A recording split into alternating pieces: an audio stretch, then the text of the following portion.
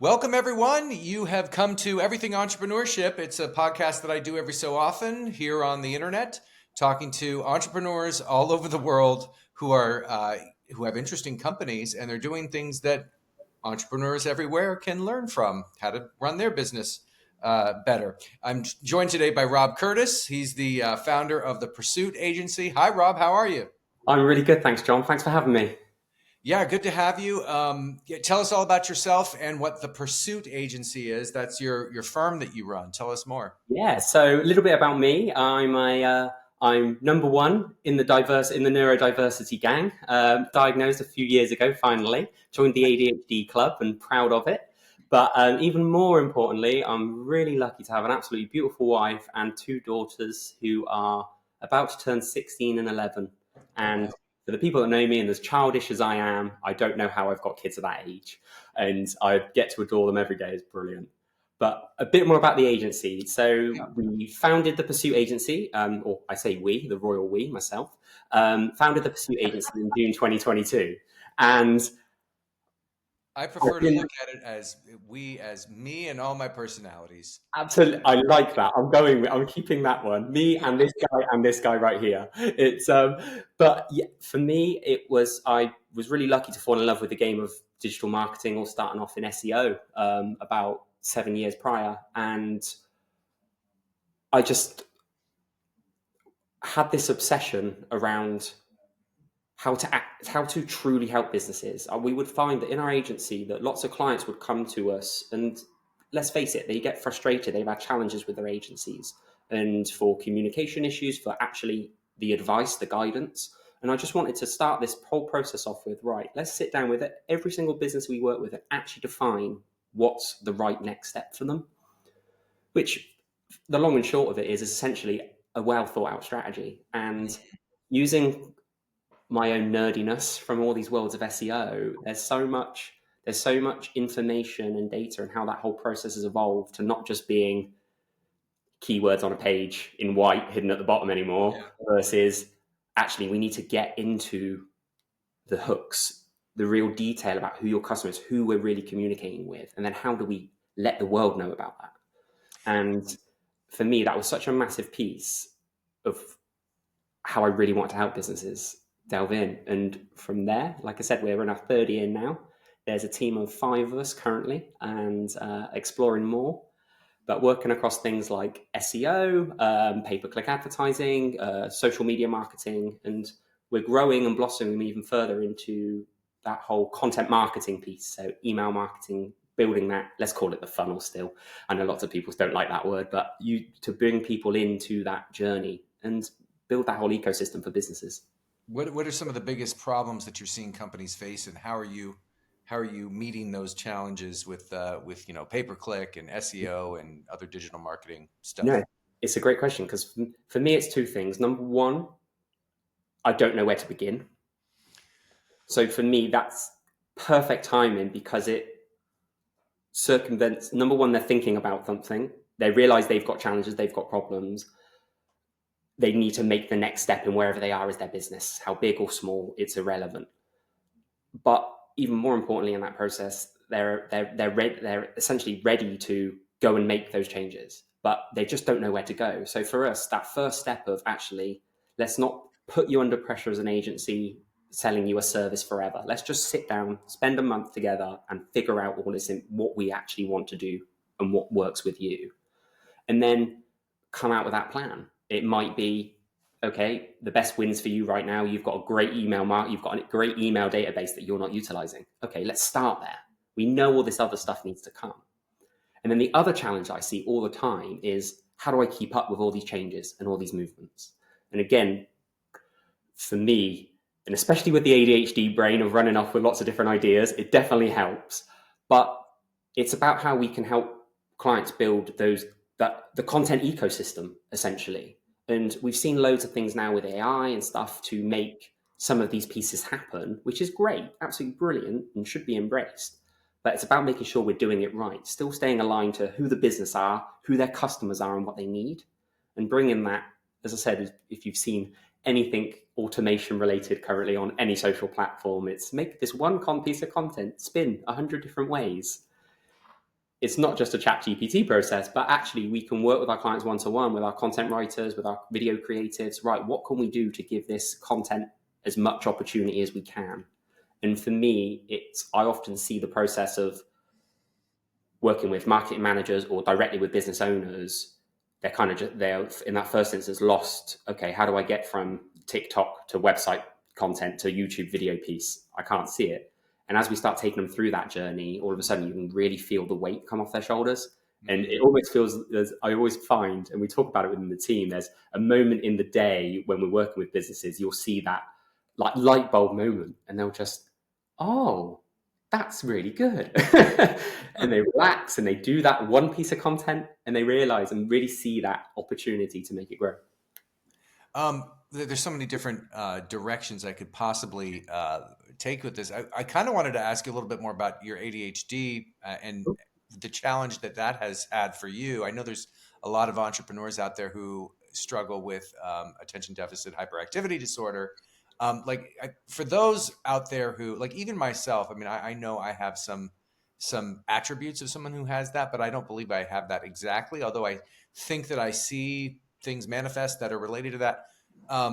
For those out there, other entrepreneurs who think that they may have something like this or have some aspect of it, can you just briefly describe it and then sort of how it manifests for you and Yeah, how it cool. can be a challenge? I'd love to just delve into that I quickly think before getting back more into the marketing. no, that's absolutely cool. I think it works in one or two ways because for me, it's always been about the waves. We all forget ADHD. We all go through emotions in life, right? We all have the highs. We all have the lows. What I recognized is there's this extra layer of, I'll just call it sensitivity. So the highs are really high. It is, if I'm celebrating, I am celebrating to the moon, let's say.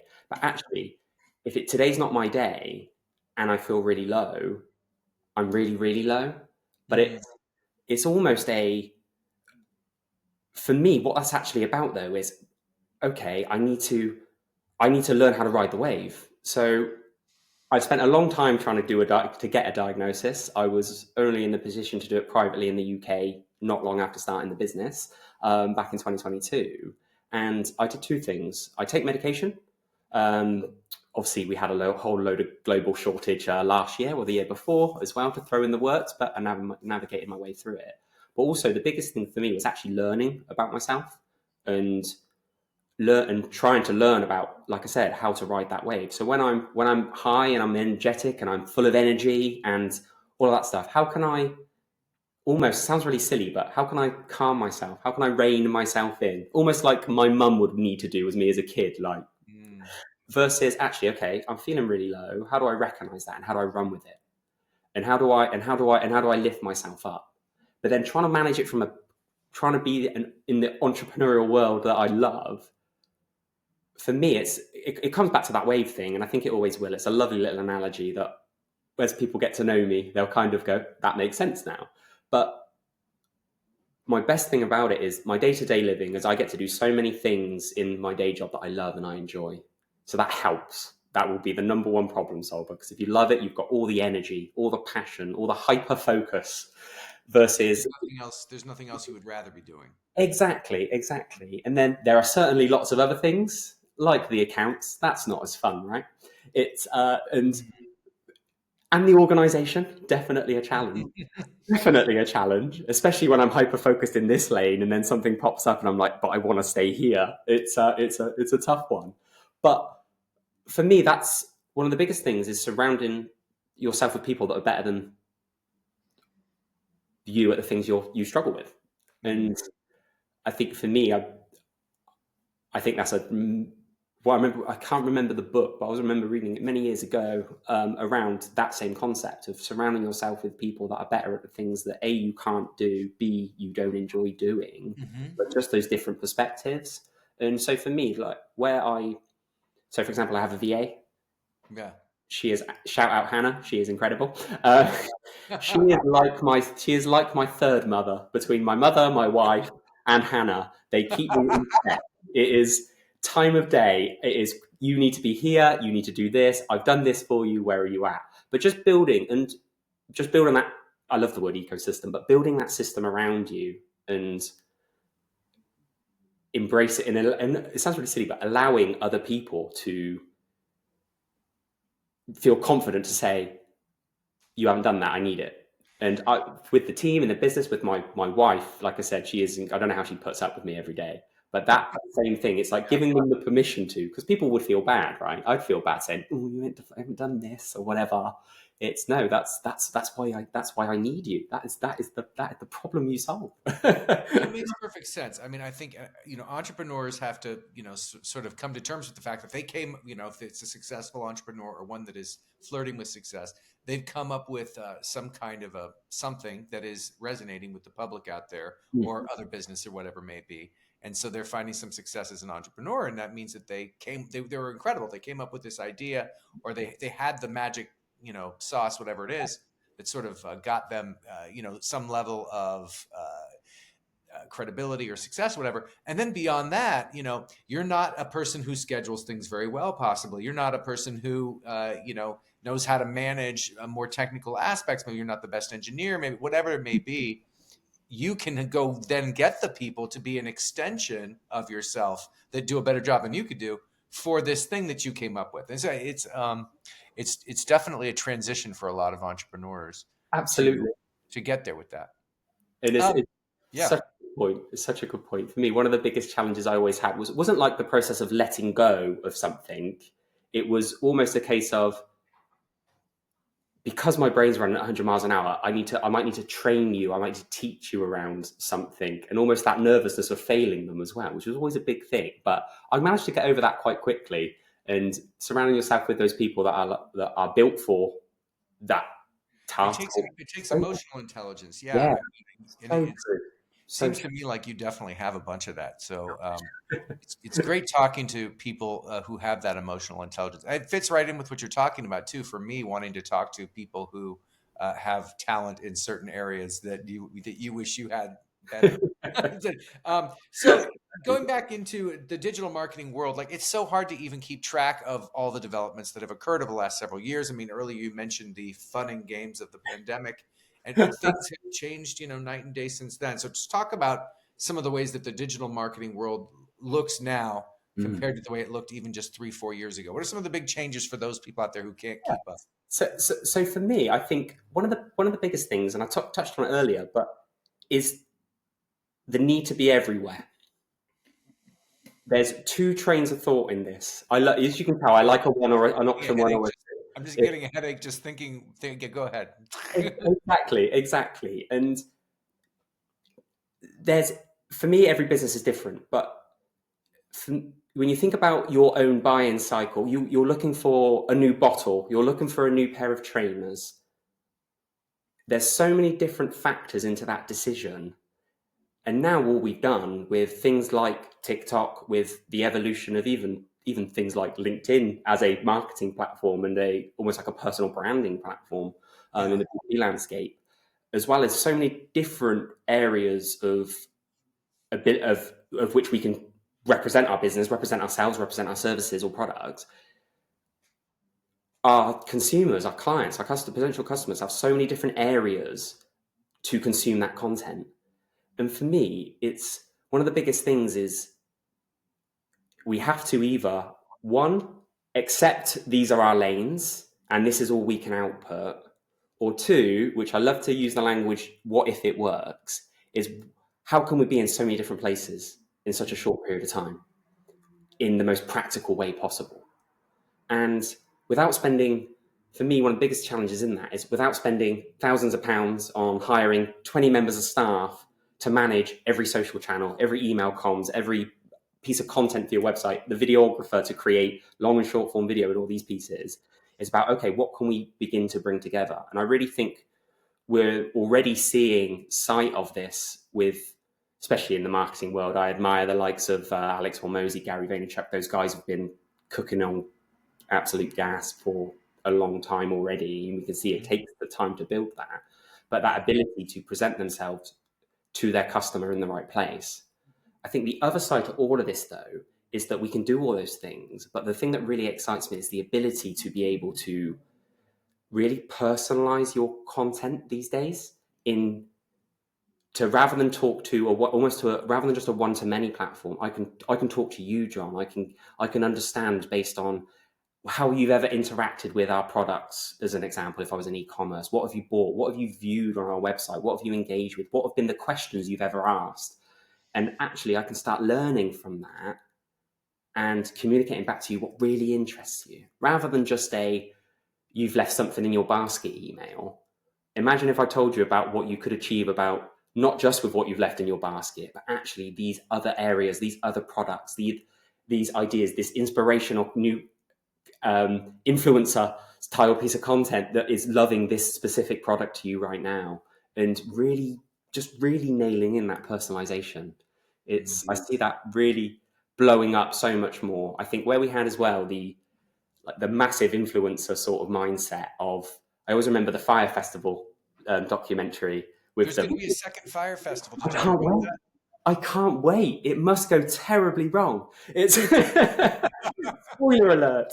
But I think when you think about the models, the celebs that did this at such a high level, I think it was like $250,000, wasn't it, alone, just to post the orange box at the end of the day, right? that? Versus now this ability to become micro influencers in your community, and the value in those people, I feel, is just it's so, well, firstly, it's just so much more authentic. Someone that's living and breathing the industry they're in, talking about something, let's face it, it's going to be so much better than high value celeb talking about another product, right? It's crazy. So personalization, just to talk to get some emerging trends that you know Mm. that are going on in these companies. So personalization is definitely one that you're seeing. Um, what else are you seeing as far as emerging trends that out there that you're looking at? Cool. So unless I shut down the laptop, cut this off, I couldn't not mention AI, right? Yeah, yeah. It's the internet won't cut out on me, I promise. But It's transforming everything. it really is. And I think there's always going to be pros and cons to everything in this process, right? And no different than when Google first launched. It was Yahoo, it was Ask Jeeves, it was so many things came before it, right? I remember Couldn't heard Jeeves and yeah, I haven't heard his Ask butler Jeeves suit. in He a looked while. very smart. but I think for me, it's the process of embracing AI is so powerful because we don't know what it can become. If you think about the skills that we need to educate it with, number one, the output expectations, number two, it's not going to replace a human directly, but actually what it can do is it can help. I always use decision trees as an example. So it can help yes and no processes based on the information you share with it. And I think, again, thinking of this from a marketing perspective, from like a business operations perspective, there's so many different layers to that that can ultimately save people time. I think even with our business, and we have like I said, we have a small knit team of five. My role in the business is to give our team the best days they can. And do they want to be exporting, downloading, copying and pasting data and things like that? Do they? Right. How can I embrace AI to with automation and pieces like that to bring that stuff together?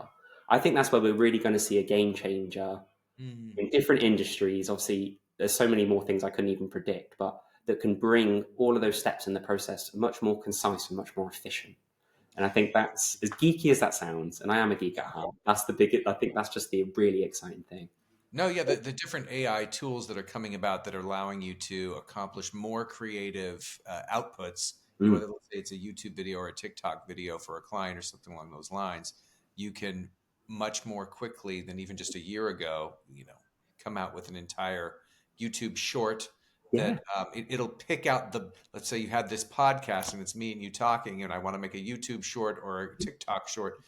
There are these tools that will just take a minute of it and you know grabbed like this great quote by you that went for 45 seconds with me introducing it and me saying a few things, but over it was like, you know, it comes up with the whole thing and you just spit it out, and oftentimes it will edit it not to perfection, right? You'll have to fix it a little bit, but tools like that, they certainly do make a difference. Absolutely. And I think even that as an example is the perfect example from somebody that wouldn't know where to begin. Yeah. in that process. It's given them access to be a creator. And for me, it's not always about perfection. It's about done. So if anybody picks up a camera today and goes for it, having those platforms will help them get on that step. And Yeah. all of a sudden, I always find, even with the team and myself, and all of a sudden, the brain capacity to be more creative, to challenge the status quo again and again and again, becomes much more exciting than sat, cut, line, cut for 6 hours. And it just, where's, for me, like in our business, where's our clients that we partner with? Where are they going to get best value? It's going to be from our ideology, not necessarily from the 6 hours of editing time. If I bring that down, we've got much more time for creation. And that excites me so much. As you can tell, I'm waving the hand. Yeah, you're a great spokesman for it. I think there's a lot of concern from people that AI will sap their creativity and just take it away. But what you're saying is it's going to actually allow you to channel more of your creativity and do more of the stuff that you like and not less. Absolutely. I think there's so many areas with it where, even I was talking to a friend who's a designer, and he was talking around the fact of logo designs is brilliant because he can get some round one ideas out of his head without sitting there trying to put it together and go, that's rubbish. He can start that conversation flowing with different platforms and remove the rubbish, then spend all his energy going, that's the one. I need to create it properly, let's say, but I've got that vision that I had in my head. It's a great bounce back. Yeah, for sure. So, any common pitfalls that companies should or your clients have experienced with AI, or ones that they should avoid when they're adopting AI? Absolutely. So for me, I love, because like I said, I'm a massive fan of this space and the opportunities that it's presenting. But I always get the kickback of, I just asked ChatGPT to do SEO, to do this. And I'm like, that's great, but do you have the knowledge to train them? Do you Mm. have the knowledge to educate what you want? Let's face it, like What's the the difference? What's the yeah, you tell me what's the difference? oh, it's absolutely incredible, because for me, even let's just use ChatGPT. You've got standard. I can just interact with ChatGPT. I can type some things in. Hey, can you write me a? Let me use SEO as a concept in this, but can you write me a blog around this topic, targeting this keyword? When we think about the AI process in that, all it naturally does is obviously looks for the most, or the high level version, it looks for the most sensible word to use after the fact. So Yeah. if all it's got is a website link and stuff, it can naturally, yeah, it can get you around one, or it could get you half of around one. But then Mhm. actually, when you think about the process of, even with ChatGPT again, you can just create your own GPTs. So for me, what it's about, it's in that process for me, I need to educate them in what I expect. And that's not just, I want 1,000 words, I want you to write in UK English and things like that. But actually, it's all of those nuances that we would do when we create content ourselves, and the processes that we adhere and follow to. And then I need to correct it when it's wrong. It's Mhm. it's the training process, and obviously we're in the benefit here of saying, if it was a brand new person, apprentice for example, that's never ever done anything like this, a complete junior, where that time will take a lot longer to settle in. But obviously, from that AI perspective, there's a layer of intelligence and pre-prep that's done. So we really have to just focus in on finiting that process. And I think the biggest thing is the revisiting. People can just ignore it or say, that was rubbish, give me another one. That's not going to solve the problem. Go back in and tell them, this line was X, this line needs to be Y, or you haven't done X task. And then that's where the system learns. Because that's all it is, isn't it? It's a system. We just need to rinse and repeat, reaffirm, rinse and repeat and reaffirm. And Yeah, for me, reiterate and make improvements, that's a much nicer way than I said it, with lots of R's. So I'll have that Well, I one. view it as kind of like the changes that I've made to my prompts for ChatGPT or Claude to help me with my writing as I go forward, and it always needs babysitting along all the different steps. Absolutely. And I think even for us, and we'll utilize AI, and I coin it as like the round one content, because what it's going to do is, because of our other processes, because what we're telling them to analyze, to review, so on and so forth, it's going to give me, I would almost call it a content brief, just in that example, but with more detail. So now what we can do is use other platforms, other AI platforms, to even review, to research, define if that's actually factual, and all of these sorts of points to get that first round. And then what that does is that gives, I find a lot of clients where they're not content writers, right? They're business owners, they're doing their thing. They've not, they've got the knowledge, but taking it out of their head on paper is tough for them to physically do, right? So by even just doing that round one is brilliant. For literally every new client we work with, I love month one because I always tell them you're going to get a bunch of content that you're going to think is rubbish. And I want you to think it's rubbish because you're going to pick holes in it. Then I'm going to learn exactly what you know.